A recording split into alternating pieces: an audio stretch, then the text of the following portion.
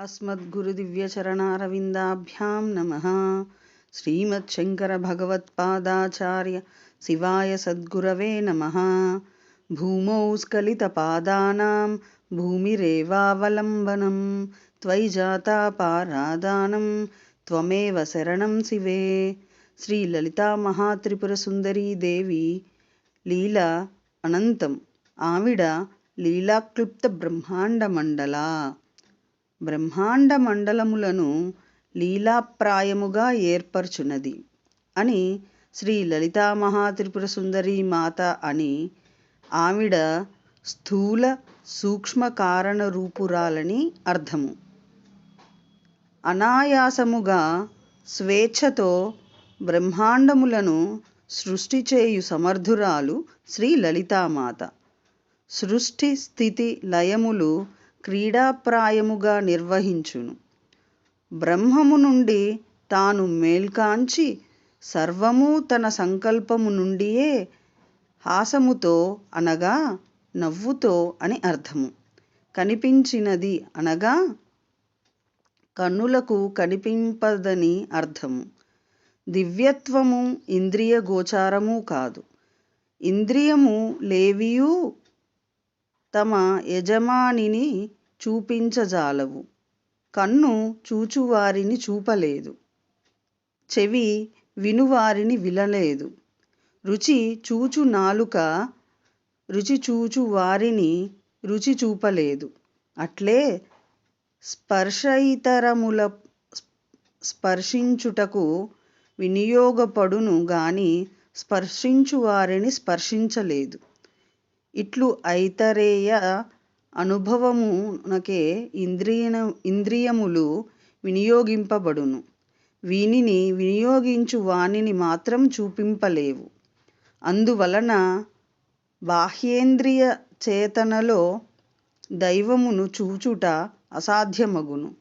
మనస్సు బాహ్యేంద్రియ ప్రవృత్తి నుండి అంతఃకరణ మూలలోకి ప్రవేశించినప్పుడు అంతరేంద్రియములు మేల్కొనును. బాహ్యేంద్రియములు వస్తువులనే చూడగలవు. అంతరేంద్రియములు అంతరిక్షము కలిగినవి. వానికి అంతరిక్ష మండలి అనాహత శబ్దములను వినుట, సూక్ష్మము దివ్యము అగు రూపములను చూచుట, దివ్యస్పర్శనము నెరుగుట, దివ్య రుచి తెలియుట ఇత్యాదులుండును. బాహ్య దృష్టి మాత్రమే ఇంద్రియములు కలవాటు చేయుట వలన బాహ్య విషయములనే మనసు గ్రహించుట అలవాటు పడుట వలన అంతరీక్షణమును శిక్షణగా నేర్పకుండుట వలన మానవుడు చాలా విషయములు గ్రహించలేకున్నాడు. కనపడునది వినపడునది ఒక వంతగా నుండగా 3 వంతులు సూక్ష్మము దివ్యము అయ్యున్నది. దానిని నేర్చుటకు కూడా శిక్షణ చిన్నతనము నుండి అలవాటు చేయవలెను. ఆహత శబ్దములే గాక అనాహత శబ్దములను వినుటకు, నిశ్శబ్దమును వసించుటకు, ఏకాంతమున నిశ్శబ్దమును వినవచ్చును. అట్లే కన్నులు మూసుకొని వెలుగును చూచుటకు ప్రయత్నించవచ్చును. దివ్యక్షేత్రములను దివ్య రూపములను దర్శించుట అభ్యసించవచ్చును. అట్లాగే సుగంధములు వాసన చూచుట గంధముల ఆధారము లేకయే చేయవచ్చును. అదేవిధంగా శుచికరము రుచికరము అగు ఆహారము వాసన కూడా చూడవచ్చును. చివరకు సూక్ష్మము దివ్యము అయిన స్పర్శను కూడా తెలియవచ్చును.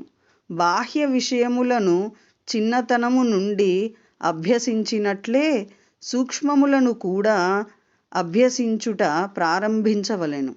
అట్టివారికే క్రమముగా దివ్య దృష్టి, దివ్య శ్రవణము మరియు దివ్య జ్ఞానము లభించును.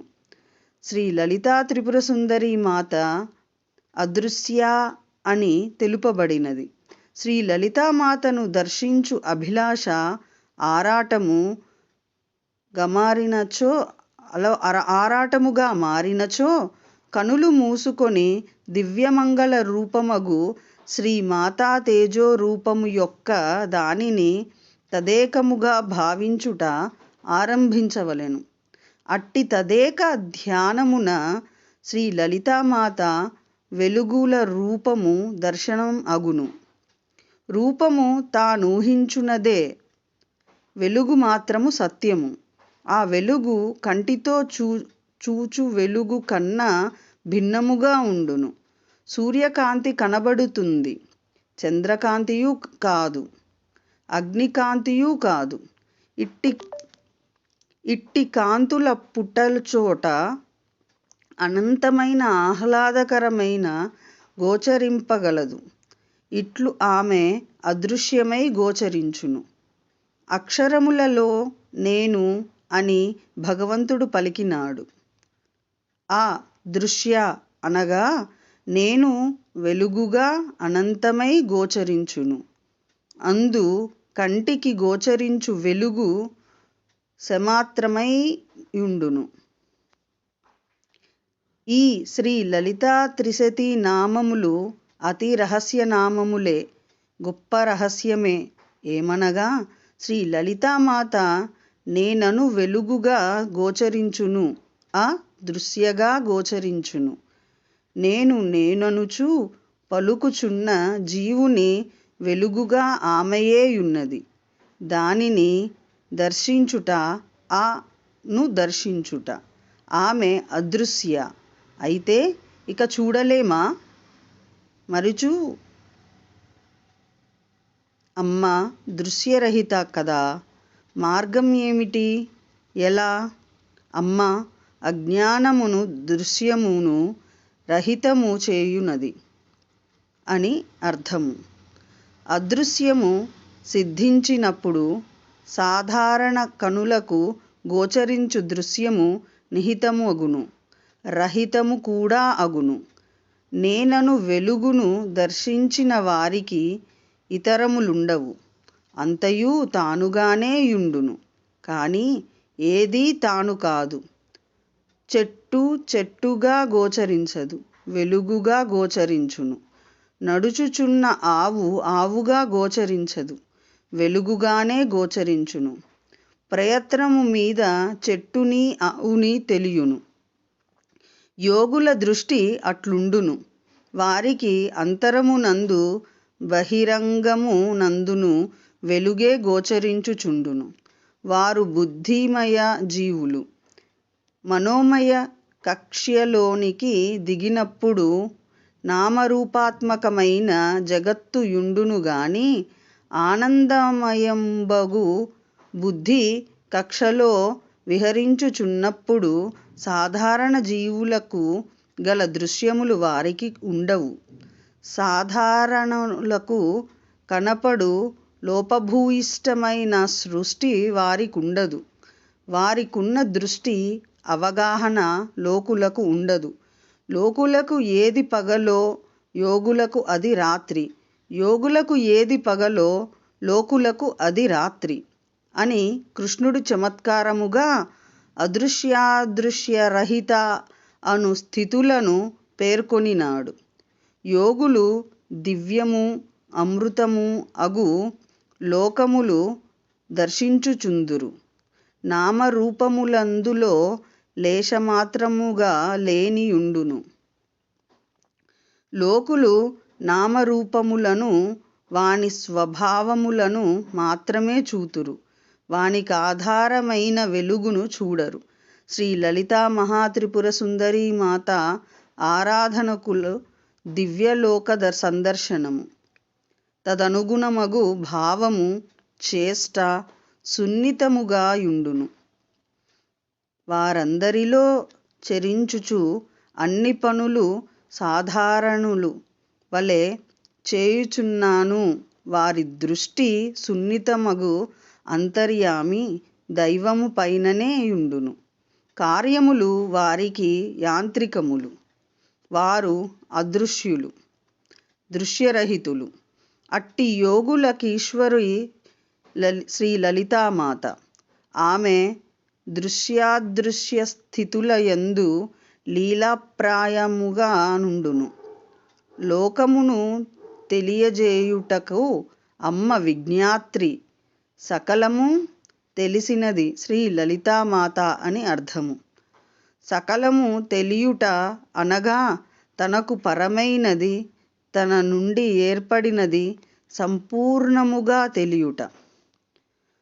పూర్వాపరలు తెలియుట. జీవులకు పూర్వాపరములు తెలియవు. తామే ఎచ్చటి నుండి వచ్చారో తెలియదు, ఎందుకు వచ్చారో తెలియదు. తమ నుండి వచ్చినవి కూడా తమకు తెలియదు. శ్రీ లలితామాతకు తాను పరదేవతయని, తానే సంకల్పముగా కొంత భాగము మార్పు చెందినదని, సృష్టి నిర్మాణము, వృద్ధి, లయమునకు తాను అధ్యక్షురాలినని, తన నుండి సకల జీవరాశులు దిగి వత్తురని, కాలానుసారము సృష్టి స్థితి లయములను చెందునని తెలిసియున్నది. అంతేకాక తన నుండి దిగివచ్చిన వారి పూర్వములు కూడా తెలిసియుండును. దిగివచ్చు జీవుల కర్మ పరిపాకములు కూడా తెలిసియుండును. తదనుగుణమైన దేహములు, దేశములు ఏర్పాటు చేయును. ఎంత తెలిసిన వానికైనను తాను బ్రహ్మమే అని తెలిసియుండుట, తన పూర్వజన్మలు తెలిసియుండుట కూడా ఉండవచ్చు. తన భవిష్యత్ కథను గూర్చి కూడా కొంత ఊహ కలిగి ఉండవచ్చును. కానీ సర్వజీవుల కథ తెలియుట అలవి కానివి పని. సర్వలోకములు, అందలి జీవులు, వారి పూర్వాపరములు ఇవి అన్నీయూ ఎవరికి తెలియగలవు? మన నుండి పుట్టిన సంతానమెట్లుండునో మనకి తెలియదు. వారి భవిష్యత్తును మనకు తెలియదు. వారి పూర్వకర్మలు తెలియవు. పిల్లలను కనుటయే గాని వారి కర్మలు కనలేము అను సామెత అక్షర సత్యము. అన్నీ తెలిసిన జ్ఞానులకు కూడా తెలియనివి, తెలియలేనివి యుండును. జరిగిన తరువాతే తెలియుట అంతంత మాత్రము. జరుగక ముందు తెలియుట అసాధ్యము. శ్రీ లలితా స్వరూపమే శ్రీకృష్ణుడని పలుమార్లు ఈ వ్యాఖ్యానములో తెలిపితిమి. తెలిసియూ తెలియని వానివలే జీవించుట ఎవరితరమూ కాదు.